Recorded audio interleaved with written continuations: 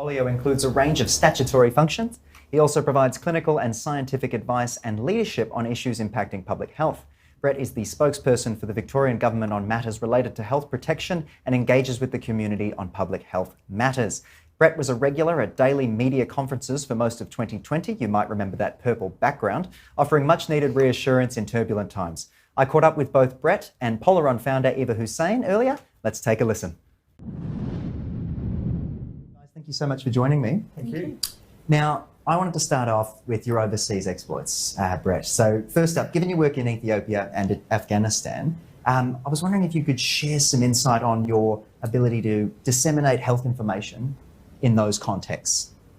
Look, I think I learned so much working in those countries, but I've actually travelled to 80 plus countries, mostly in Asia, but really all around the world. And there are so many lessons out of it. I guess the key things for me is that everyone works differently, and language is really critical, and in ways that we don't always realise. There's a filter of experience we bring in the way that we talk to people. Our cultural filter, our family filter, and the same with language. And I think it's really important to understand what it means to people. It'll have layers that are blind spots for me, that might relate to colonial history, that might relate to sense of identity, that has really powerful connections that I've learned over time that there are 4 languages, official languages in East Timor. English being one of them, Portuguese being another, Bahasa Indonesia, and Tetuan, and they all have different layers to them. Indonesian Bahasa is a language both of a occupying power, but is also daytime soap opera language. So things mean really different things to people based on language, and there's so much nuance and complexity to it. Did you catch a lot of soap operas while you were overseas? Is that something that helped learn the languages? In a way. I mean, I actually learned more French in Afghanistan working with my MSF France counterparts, but I learned Dari, I learned a bit of Pashto. I realised that just a few words and making an effort and trying to get pronunciation right, and taking the time and effort to learn some of those things just builds the bridges in ways that you wouldn't imagine. People really appreciate that you've looked enough into life and history and culture to make a difference. And in relationship to those bridges, when it comes to health as well, and how do you communicate, when there's language barriers in regards to health? Look, it is tricky. You have to understand, again, that there's a diversity of understanding, diversity of modes and methods that you should use. So don't come in with your English-centric, Western-centric ideas. Spend most of your time listening. People will tell you the channels that they get information from, the channels that they would normally listen to, some of the competing noise in terms of misinformation or disinformation, and you really need to go into that space and don't do it from a top-down approach. Really understand, spend all your time listening, understand how best to access those individuals and engage with them in a really meaningful way, and understand that it's not going to be one pathway, it's not going to be one mode, it's going to be 1,000. And what's one of the greatest challenges you found while you were overseas in this sector, trying to help them learn? Look, it's very challenging to be agile. Obviously, there are emergencies that arise. You need to get critical information out really quickly. So you have to be technically correct. You have to try and be consistent. There's always that tension between being fast and being right. You don't want people to misunderstand things. But if you can get those core messages and then rapidly go through that sense testing, so get your target audiences, not just one, but segmenting your audiences, really understanding how they understand what you're trying to say, and then see how you modify it, and then really try and devolve that information so that those individuals can then take the message in a way that's appropriate for their networks, for their communities. Unreal. Let's bring it a bit closer to home. I was wondering if you could shed some light on what happens behind the scenes or behind that purple background that we saw all those years, or months, I should say, not years, fingers crossed. Years. When we're going through a state of emergency in Victoria, can you tell us how many people are involved in those processes that affect the entire state?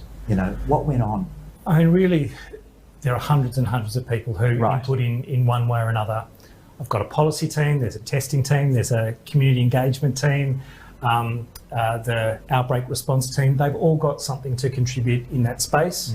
You know, amongst the 2,500 who've been stood up for COVID, everyone's contributing in one way or another. I guess in terms of my key role, which was framing the public health directions and getting them into a law, if you like, there's a policy team that are really working 24/7, and the comms team that are hand in glove with them, again, try to translate that rather tricky legal language into an accessible form that people can understand. But it is super challenging because those messages and that public health policy was changing on a weekly basis, sometimes on a daily basis. We did have to be agile, but there were literally hundreds of people who input into that. Ultimately, I carry the can on the public health directions, but I'm not making it up on my own. There are you know, epidemiologists who are informing me through the evidence, and then lots of expert policy individuals who are trying to frame it in that, again, balance of proportionality, but also prevention, the primacy of prevention, one of the principles that I need to incorporate in my thinking. Yeah. So what does it look like the night before a stage 4 lockdown is announced backstage there? I can only imagine what you guys are super going busy. through. We're all juggling multiple balls. They've always been late nights. Luckily, we've changed the tempo a bit. So, you know, today I'll be signing off directions for the next easing. That'll all be done by 6 p.m. I'm very happy with that timeline because the midnights meant that I was still reading dozens of pages right up until the witching hour. Unreal. So what do you think some of the most critical lessons we learnt during, you know, the lockdown and during those moments where we did feel, I want to use the word trapped. What are the critical lessons you think, from our perspective, we learnt as a society? Look, I think we learnt that we can do it when we do it together, and we can do it when we're all understanding of what the journey is and why we're on that journey. That's not an easy message to get across. I think, you know, the Premier and I were really focused on that task, knowing how tricky it was for everyone. You know, at an individual level, it was supremely challenging to do what we were asking of people, but to ask a state of 6.7 million, that is super challenging. And so the clarity and consistency of messaging is one thing, but also providing the justification and saying, we're with you, we'll get there together, and here's the light at the end of the tunnel. I think if we'd said, as is sometimes the message now, I think in Europe, we're not really sure how this is going, you know, stay with us, we might change our minds. That's a really hard message. We did have some targets that we were aligned to, and you know, I was certainly focused on saying we are slowly but surely heading there, and we'll all get there together. Do you think we succeeded in that? Oh, no question, overall? we succeeded. Look, lots of hiccups on the way, lots of challenges, you know, lots of harms. Lockdown is not an easy thing, psychologically, economically. People suffered through it, but the success is being free of COVID in Victoria today. That is something to be profoundly proud of as the Victorian community. What were some of the more worrying things you saw come out of the lockdown periods from a health perspective for Victorians? Look, I know that people were calling Lifeline. People were psychologically traumatised and challenged by that. We're social human beings. We need the company of others. And so, you know, for those of us who had our family nearby at home, great. But others were isolated from loved ones and supports, and the things that lift us up in our hard times. And so to be individually challenged and then not to be able to reach out to those who would normally be our supports, I think that was really hard. I'm aware that calls to domestic violence hotlines were all increased. There are so many areas of our lives that were challenged in ways that needed the support of the whole community. You know, tried to facilitate that as much as possible, but there were always these constraints around what you can allow people to do while still controlling transmission of this deadly virus. It's unreal. Eva, anything to add there? I was going to say that being on the sidelines and being part of the multicultural community, I guess in Victoria, we really appreciated the leadership, and you could see that some of it was really gut-wrenching, really, and we were wanting to trust somebody, and I think you guys were there giving that message day after day after day. I mean, certainly I couldn't do that job, but the multicultural communities also rallied around, and I think there were issues with communication because there's no recipe for a crisis. Like, we can have, you know, all kinds of plans, but I think when it comes to actually doing it, people were tuning in day out, listening to somebody they could trust. So I think on behalf of everyone, I don't know if you've got a lot of thank you words, but on behalf of the multicultural community, I think both you and the Premier's done an amazing job just communicating the complex in a simple way that people could trust and understand. Yeah. Is there anything you guys might do differently in regards to the multicultural community during something like this if it were to happen again? Were there pieces missing, maybe? There were definitely pieces missing from my point of view. You know, we need to establish those relationships all of the time. Yeah.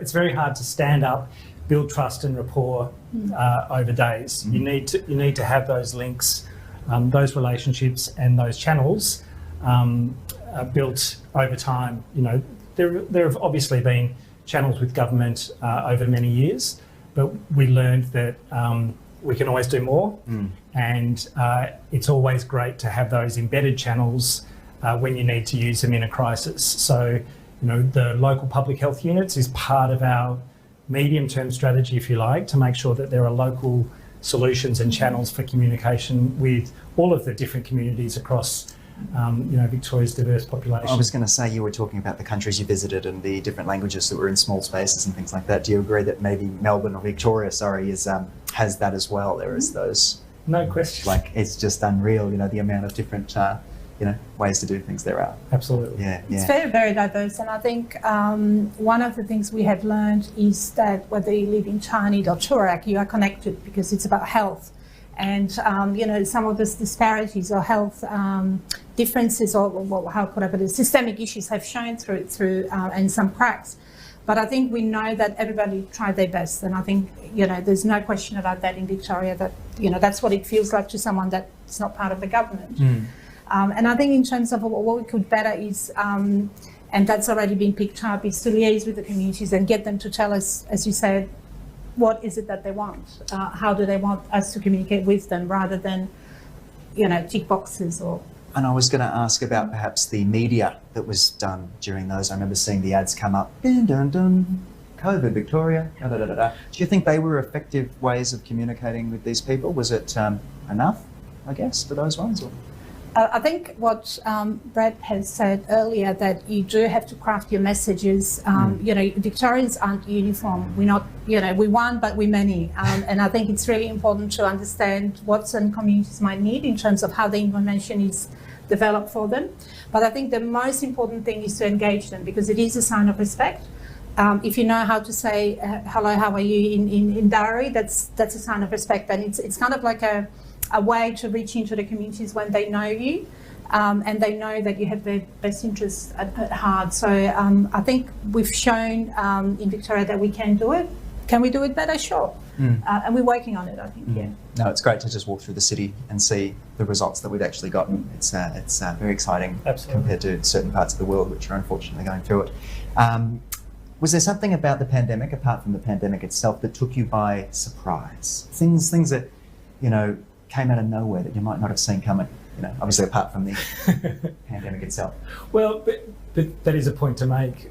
We, as a public health community and as a country, had kind of prepared for influenza pandemics. They have a peak, you know, it goes for about 6 weeks. Yes, there are other waves, but to have to stand up for a year and for it not to be over is something else. And so, you know, a real lesson for us all is that we need to understand that flu viruses are not the only pandemics that we're going to face. Coronavirus pandemics could have challenges like this one that will completely surprise us in terms of the kind of response that's required. So not only was it a more severe illness than flu, It was, it's had this time scale and it's changed the world in ways that none of us could have imagined. So that was absolutely from left field. I guess in the back of our minds, we knew from SARS and MERS coronaviruses that there was this potential, but we hadn't gone through a pandemic before. And so I think we just need to be really imaginative about what future challenges might present as. What do some of those imaginations look like moving forward? Just to catch you off there. Look, the key thing for us all in all times is that preparedness, the resourcing that goes into it, the planning that goes into it, always has you in better stead than trying to respond after the fact. So the extent to which you can embed systems, including the local public health units, the way that you establish those communication channels will always be better than trying to stand them up rapidly after the fact. So I think that's something that we're all working on, we're all considering, but that's going to work for a coronavirus pandemic, any other health emergency, whether it's flood, fire, or some of the other effects of climate change that we're going to see more and more often. Yeah, you spoke about the late nights and the worrisome meetings and all of that sort of thing. I was wondering about how this whole experience from last year has affected you both professionally and personally as well, if I can delve into that a little bit. Look, there's not a Victorian who wasn't affected personally, so I'm not special in that regard. I had the challenge of juggling work and home life and kids home from school and whatever else. We, at my home, we're very lucky. I had a job, I could leave the house to go to those press conferences. Many other people had it much, much harder than me. I guess I carried the weight of decision making. That was the main burden for me. And it's, that's not a story of woe is me. That's just to say that anyone who cares about other people, who cares about the community, carries that burden of seeing people who are suffering. And there were 820 people who died in Victoria. And so for those individuals, their families, that was in my mind all the time. That was a really heavy burden to carry. But, I understood that that was my job, and that some of that was unavoidable because whatever decision you make, there were harms associated with it. I was trying to find the least harmful path, as was every chief health officer, but that's not easy to carry. And I needed my friends and colleagues and family to lift me up in those times, because that was tough. But as I say, so many Victorians went through tough times, and I think we all discovered the friends and loved ones and support mechanisms that we really value, because we did reach out to each other in ways that was wonderful to witness. And the rise of Zoom. And the rise of Zoom. The glorious rise of Zoom. Not in a good way. Well, I got over it quite quickly. I don't know about you two. But Eva, was there any challenges for you during the lockdown period that you'd like to sort of recover and just go over it? I just find it fascinating to find how people went through it. Well, certainly for our interpreters, that was tough, because all of a sudden we weren't able to go face to face with clients, people that needed us. So hospitals, courts, any other context, we went on Zoom. Like 95% of everything went on Zoom. And that's tough because it's not a method that works best, for vulnerable people that may not speak the language. And the other challenge was terminology, because as Brett was saying, everything was developing before our very own eyes. So something as simple as COVID or coronavirus in some languages didn't exist, so we had to make it up as we went along. Or explain it to the community what it meant. The other issue was misinformation. So people that aren't given information from a trusted source will reach out to others. So, whether it's social media or, back home, if you like, if somebody was born outside of Australia, could rely on information that isn't in line with the health messages we're promoting here. So that was a bit of a challenge. And I think, making sure that the information that we are translating is succinct and fit for purpose. So yes, we can translate, 20,000 words, but is anybody going to read it? Yes, we can put it on a website. Does anybody know of that website? So there are methods, and we do process information differently. Everybody does. We don't read books as much anymore. So we want immediate, but we want accurate, and we want reliable and trustworthy. So I think for a language services company, that's a challenge always. especially when there are 63 or 120 languages you have to deliver the same messaging to. So we're learning. That's been a steep learning curve for us as well. Is social media a large part of the multicultural community in your experience? And was the misinformation we saw going out and around, I saw all sorts of things. Was that impactful as well on the community? It can be, because I think that misinformation is another layer of isolation for people. So yes, we had to stay at home, but if you do not speak English well and you don't understand what the Premier and the Chief Health Officer are telling you, then you're further isolated. So I think that immediacy of information was a little bit missing, and that's something that we could have improved. And, technology is there to tap into. And maybe that's another area that we could look at improving, and how messages are delivered to people in a more targeted way. Because people use, Snapchat and WeChat and Weibo and goodness, there's hundreds of those things. So how do you know which one to use? How do you know how to reach into that community, but in a, firstly, respectful way, but I think also in a way that actually does the job.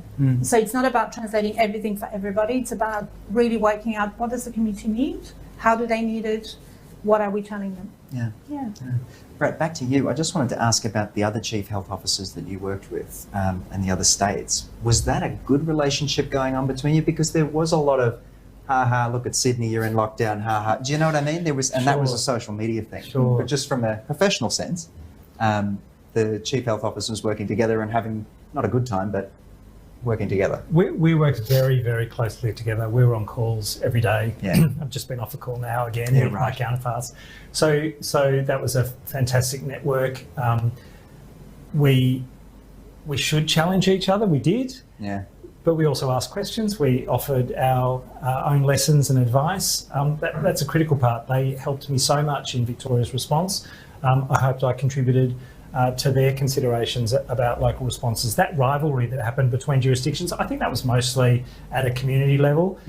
For us as public health people, we know that any jurisdiction failing, if you like, or being challenged is everyone's issue. So we all wanted everyone to win. Right. We were just trying to work out ways to back each other in the most useful way possible. But it was a really supportive and really useful network. That is reassuring to hear.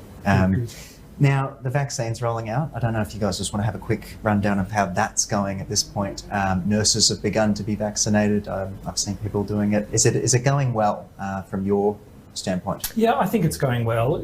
Clearly, it's been a slow and steady build, but it's building week on week in Victoria, and we will have more clinics, more sites, more of those large vaccination centres standing up, and the GPs are coming online now with direct supply from the Commonwealth for all of those practices that are about to give vaccine to the 1B priority population.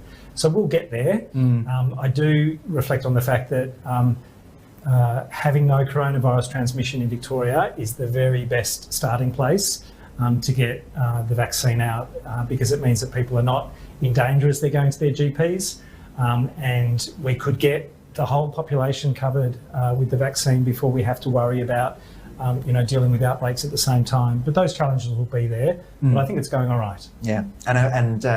I mean, I hate to mention the anti-vax sort of crowd and the not riots, but the protests, the small protests we've seen. How do you respond to that sort of thought pattern within the community? Yeah, the true anti-vaxxers, the fervent, loud voices, they're a tiny minority, maybe 1.5%, 2% of people. I set that aside. The people I want to engage with are those who are open to hearing. There's probably 20, 25% of the population who have some legitimate concerns. There are some questions like, this was a vaccine developed in 12 months, are you sure it's safe? What's the difference between AstraZeneca and Pfizer vaccine? What are the side effects? How long will this protection last? Will I need a booster? They're all things that I would love to engage with individuals about. But the really, the core protesting group, I don't think I'll ever reach them. I don't think they want to hear from me, and I don't think they'll trust me. So I'm going to direct my efforts to people who are open to hearing, the good and the bad with everything about this response, vaccines included. And moving back to the multicultural sort of section, with vaccines as well for them, has there been a good response in your eyes?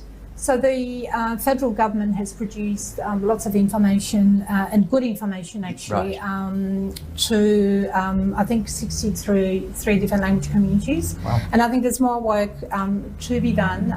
But certainly, for example, SBS has recorded messages rather than written ones. There were video messages from sort of trusted community leaders. The communities are rallying together, and they know that they also have a responsibility, I guess, being community leaders, and sometimes you are put up on that pedestal because you're there, in making sure that we do our best in sending those messages out. And at the end of the day, it is a person's choice whether they go for it or not, but I think giving them the right information is what we want them to have.